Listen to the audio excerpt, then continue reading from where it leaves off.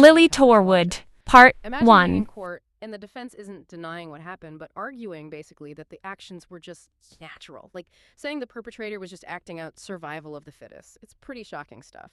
And that's where our deep dive begins today. We're looking into a really profound and frankly devastating story. It comes from an analysis of excerpts from a paper called Trauma, Justice, and Faith, an Islamic Perspective. This was written by Muhammad Raj Abdullah, published back in 2025 in the Journal of Islamic Psychology and Philosophy. Exactly. And our focus, our mission here, is to understand the journey of one survivor, Nilly Chorwood. Her search for justice hit this, well, catastrophic failure in the legal system.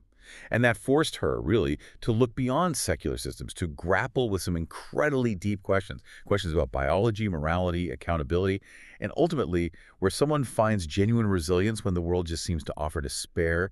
Yeah. We're tracing how she moved from that crisis point to finding spiritual strength. Okay, so let's unpack the incident itself, the thing that started it all. The core event was brutal and immediate. Nilly Chorwood was walking in a forest. She was attacked, overpowered, and raped. She did what you're supposed to do, right? She reported it, took the assailant to court, looking for justice. But this is where it takes that awful turn. The tragedy gets compounded. The sources show the defense strategy wasn't about denying the assault happened. Instead, they went with this absolutely shocking argument. They claimed his actions were just, the inevitable result of biology, of survival of the fittest, essentially using this incredibly warped version of evolutionary theory to excuse rape. Wow. That's not just a legal argument. It feels like a complete moral breakdown, arguing that just because a capacity for something exists, like aggression, that makes the act itself okay, permissible. It's a terrible leap in logic. Yeah. And the sources confirm the almost unbelievable outcome. The court, well, it seems they were actually swayed by this reasoning. That, maybe mixed with some existing social biases, and the result, the perpetrator walked free. No prison time. Unbelievable. And that failure, that specific systemic failure, became the trigger for Nilly's deepest trauma.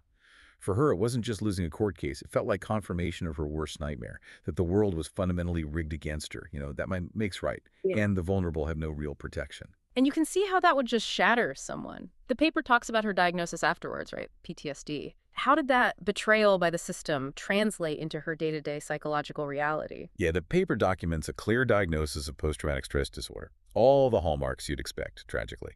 Constant flashbacks, reliving the event, a complete erosion of trust in other people, living with this pervasive, crippling fear. It's just constant fear. Constant. But